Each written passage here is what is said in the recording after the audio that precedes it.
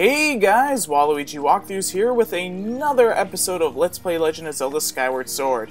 After this very long, extended break or hiatus that I've been on because of school, I'm finally getting back into recording, and I've already messed up on my first try trying to swim up here. Anyway, you have to do a spin dash up there, and now we are heading up to the 4th dungeon of the game. Yay, finally! Oh my gosh, you don't know how long it's been since I've actually made like an episode of a Let's Play. It's been months. It really has been. Like those parts that I've uploaded like in the past week or so, those were made like back in February. Yeah, that was a long time ago. But luckily, all the time that I spent off from making Let's Plays and basically spending time in doing schoolwork, everything worked out and I got good grades, so I'm happy about that. So yay for efficiency. Anyway, welcome to the Ancient Cistern. This is the obligatory water dungeon of the Zelda game. And for a water dungeon, it's surprisingly amazing. It is really a good water dungeon.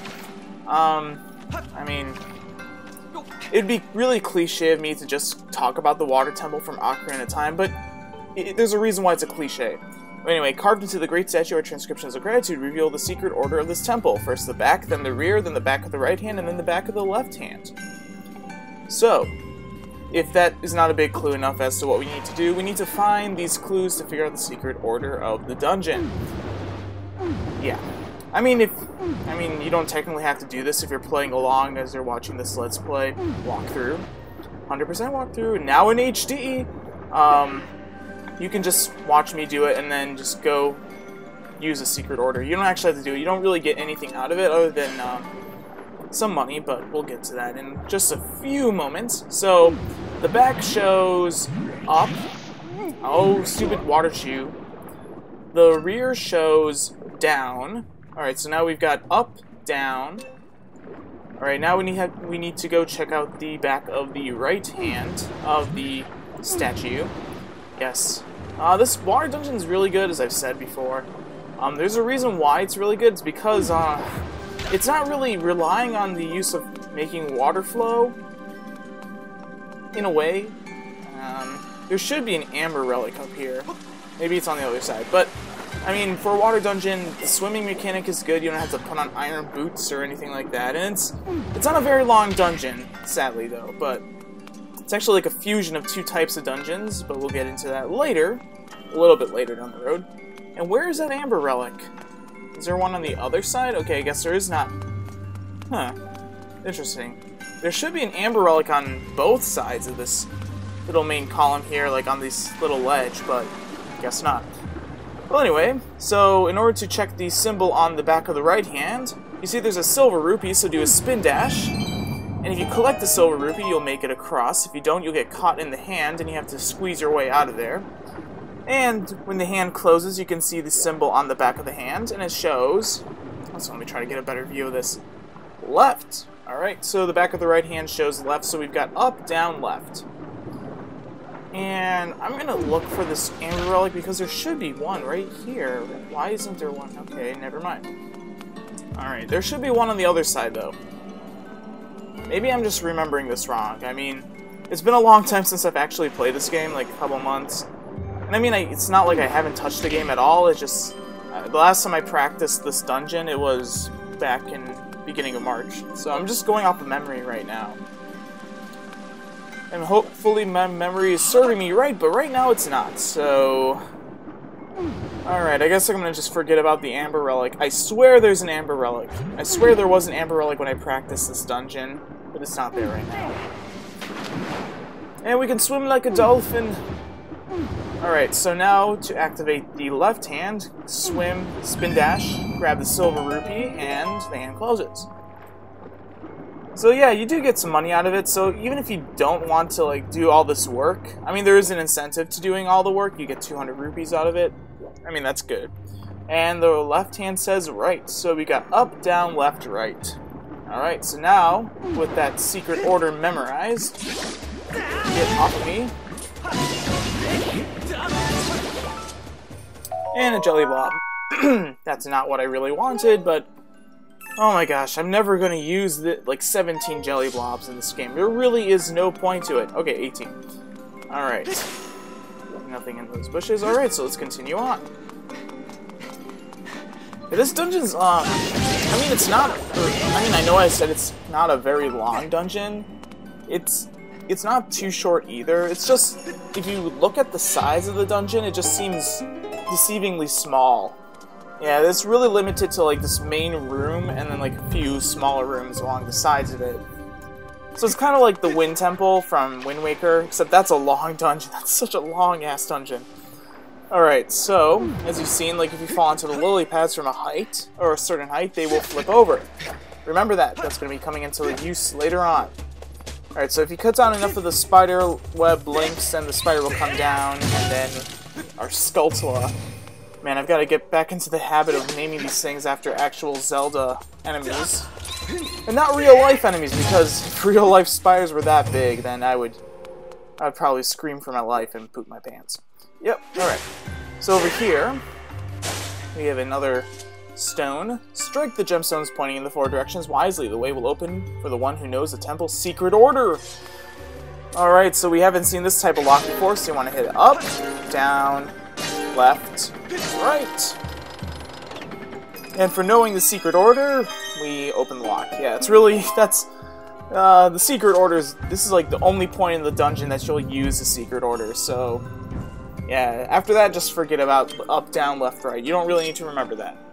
Anyway, there are some Skulltulas hanging up along the ceiling, and they will hinder our progress if we try to jump on the lily pad, so, using our new tough beetle, or durable beetle, or quick beetle, it's not the quick beetle, the strong beetle, I can't remember.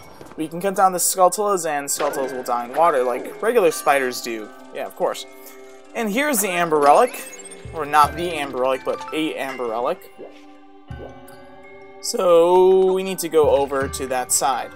You don't really need to climb up the vine on the right, you just need to go over to the left. So, and I do not want to get... Oh, dang it. I thought I could, like, swim onto the lily pad. You can climb up onto the lily pads from the water, so don't worry about, like, having to do a spin dash. It's just cooler. Alright, with our scatter shot, let's kill this Waltula. Oh man, I love this scatter shot so much. It's way better than the slingshot. Alright, so from up here, there is a lily pad down there, so we need to flip it over. So jump down, and it flips. Yay! Alright, over here, there's a water passage underneath the water. Oh my gosh, I'm like... Oh man. I need to get used to commentating again. It's been a long time. But anyway, how's it been for you guys for the past couple months? I mean, it's been busy for me. It's been really busy. But I mean, it hasn't been bad. I mean, it's been busy, but it's been good. I need to break through these boards. But I mean, like, other than that, how are things going for you guys? I know in the time that I haven't really been on YouTube that often, like uploading regularly as I used to, like last summer and the year before. The LP Brigade, the LP Brigade kind of disbanded. Well, not disbanded, but it's not really being controlled anymore. So, I mean, that's really sad, because I really liked the LP Brigade, and it really did bring a lot of subscribers to my channel, so thank you to all my subscribers, and the LP Brigade, you will be missed. I just wanted to make a shout out to the LP Brigade for really kind of helping me out when I was just starting off doing walkthroughs. So yeah. But hopefully, now with HD videos, you guys will enjoy higher quality videos. I definitely like this HD capture device that I'm using right now. If you guys want to know what it is, just leave a comment down in the comments. Yeah, whatever. And I'll just respond to you guys with like a personal message. I mean, I don't really care about like telling you guys what I'm using. So I'm just, what's the point of having you guys just ask me? Well, anyway, we got the small key. Make sure you go save at the bird statue. I'm like talking through things I should probably be explaining because we're about to head to a mini boss battle. But anyway, I'm using an AverMedia HD game capture recorder. It's actually really nice. It doesn't plug into the computer at all. You just put an external hard drive or internal hard drive into the device, and it just records it immediately onto there, and you can just transfer the movie files onto your computer. So I mean, it's very efficient, it works really well, and I like it. It's a little bit pricey, but it's not as pricey as a Hauppauge HD recorder. That's like $200. And plus, if you're a Mac user, you can't use a Hauppauge without buying some other, or downloading some other programs to make it transferable onto your computer. Well, anyway, here is the mini-boss, Stallmaster. This is an elite captain of the undercad soldiers, blah blah blah. So the Stallmaster is just an upgraded version of the Stalfos. You want to strike him in the places where the swords are not protecting his body, so horizontal slash, diagonal slash, diagonal slash. And if you continue doing this, if you're quick enough, you'll go to the second phase, which I've got right now. And now he'll bring out 4 swords. Okay, so this is a little bit tougher because he will attack like 2 times, and he does a little bit more damage than normal. But in order to defeat Stallmaster quickly, you need to get some good shield guards in here, or shield dashes. Now when he does that, you want to time that properly. It's kind of hard to time. Also at the same time, he attacks whether he attacks with all 4 swords in sequential order. But yeah, this guy's not that bad. Just be very careful that you have a good enough shield going into this battle. Like, if you try to do this with a wooden shield, probably like 2 hits and your wooden shield's gone. So I would come in with either the Sacred Shield or the fully upgraded Iron Shield. And now that the Stallmaster has lost his helmet, he will attack faster and he'll be a little bit more erratic with his attacking pattern. But at the same time, he only requires like a few more hits. Yeah, like right there. And he's done. For a mini-boss, I actually think this guy's really good. I like him a lot. Way, way better than the Stalfos. It's kind of funny that they put the Stallmaster technically in the first dungeon of the second half of the game, like they put Stalfos in the first dungeon of the first half of the game. So yeah, it's kind of funny. Anyway, there are some skulls around, you can grab some hearts.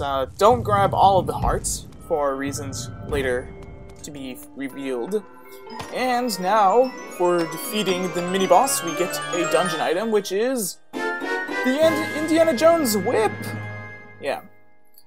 Yeah, if you haven't already dreamed or fantasized of being Indiana Jones, you can now be Indiana Jones and Link. Fantasize double the fantasy, yeah, whatever. It's just a cool whip. It's a really cool whip. I like it a lot. I'm glad they finally incorporated a whip into the 3D Zelda game. I definitely like the whip, the snake whip from Spirit Tracks. That's probably like my favorite Zelda item in the portable Zelda games.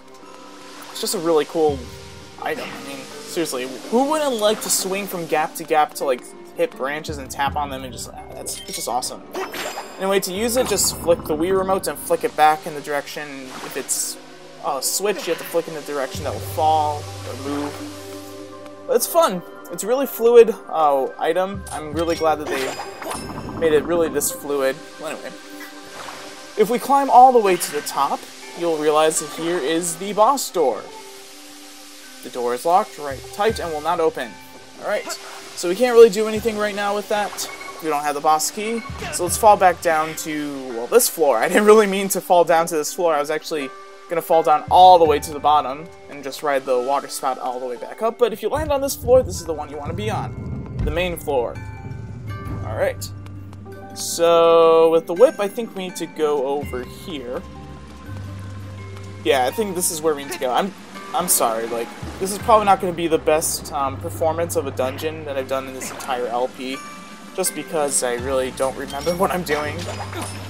And with the whip, you can now flip over lily pads with the hooks on the end. Some lily pads only have brambles and not a hook, so you can't really flip those. And no, I want the whip. Alright, so we can also grab switches, flick the Wii remote down to flip the switch. And now the waterfall has closed, so now we can go into the hole right here. Alright, it's now coming back to me. It's all coming back to me, you guys. So don't fret. I am remembering things much better. Alright. A lonely Skulltula here. The only problem is I might not remember where all the chests are, but I believe there should be one back here. If memory serves me correct. Yay! I remembered! And inside 20 rupees. Yay! I remembered. Alright. 20 rupees. We're getting richer. 369 rupees. Wow, that's actually... that's funny. 369. That's math and whatever. I'm not going to talk about it. Anyway, you want to use the whip to latch onto the switch from between the bars. It's kind of a cool mechanic. Just remember that you can use the whip to go through bars. Alright. I forgot that there were archers in here. Yeah, luckily the archers are like the weakest of the bokoblins. They take like one hit from the like regular sword. And that guy can't see me from over there. Alright. So now we get to cross over gaps, swing like you would with a rope, and let go to grab onto the vines. Yeah, it's very intuitive. And that bokoblin should not have taken some damage onto my shields. Alright. Okay, the archer now saw me. Great.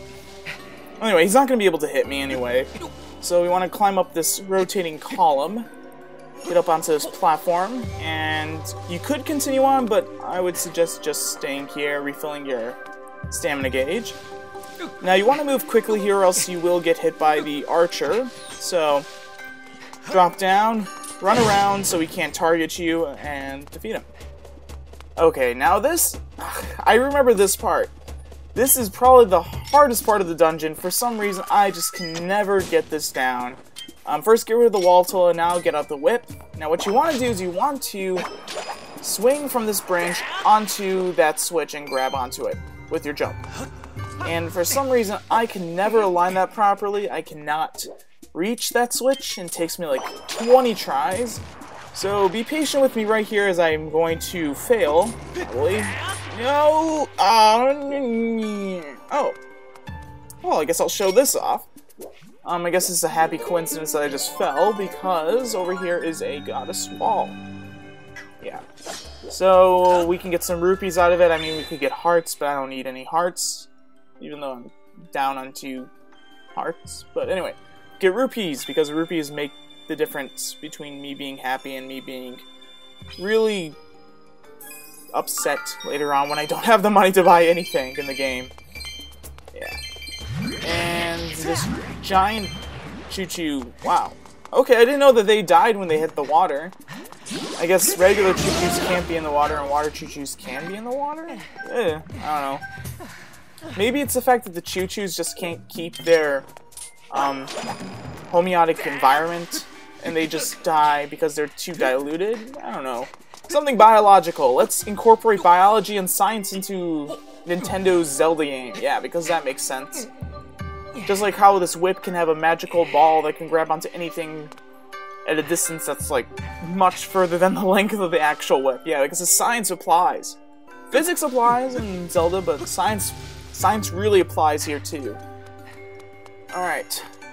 Now, please grab onto the switch. Alright, let's... Alright, I'm not gonna make that. Alright, let's stop. Align ourselves properly. And now let's swing. I think this will work. Come on. Thank goodness that worked. Alright, now we have to actually go back up and do this one more time. Because we have to now grab onto the vines. Grab onto the vines. Alright, good. Alright. Couple bokoblins in here. Alright. Horizontal slash. Horizontal slash. Come on. Oh. That's what I was doing.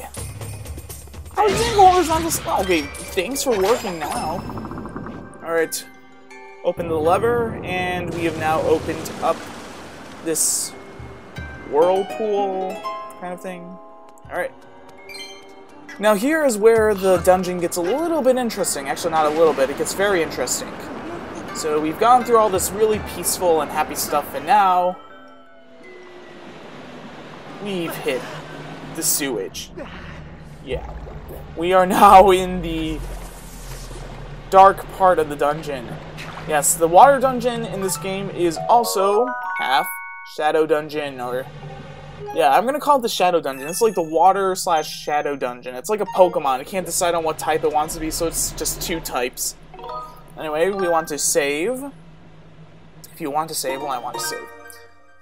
Yeah, so that's what I really like about this dungeon. It's different. It's different than many other dungeons in the Zelda series. Anyway, we want to cut down all these Skulltulas. And primarily you want to just cut down this one, because this one will open up a passageway. And I think my quick beetle is now, yeah, it's deactivated. Cutscenes apparently deactivate beetles, I don't know why, but anyway. So, now that all the Skulltulas are dead, just because I hate spiders, let alone gigantic, mutated spiders that are really disgusting. Anyway, over here is a Bokoblin archer, and if you can see on his waist side, there's something that's sparkling. Now, if only he won't pay attention to me. How can he see me? Why is he even firing at a wall? He can't shoot through a wall. He's like the dumbest Bokoblin archer ever. Anyway, you want to use the whip to grab onto his waist and retrieve the small key that he's holding. Yes. Cool mechanic with the whip. Anyway, you want to grab onto this ledge over here and unlock the door.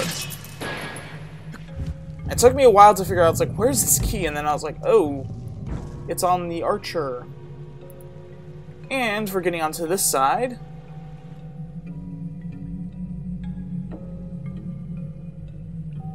There it is. That's what we're after. Master, I have some important information that I'm certain you will want to hear. There's a large chest. There's a 85%. Blah, blah, blah. You're telling me things that I probably already can figure out. Anyway. This Bokoblin archer is just getting on my case, so let's just get rid of him. It would have been cool if I did the jump attack on him, but anyway. So now we're done with the key thing. We're actually done with the cursed part right now.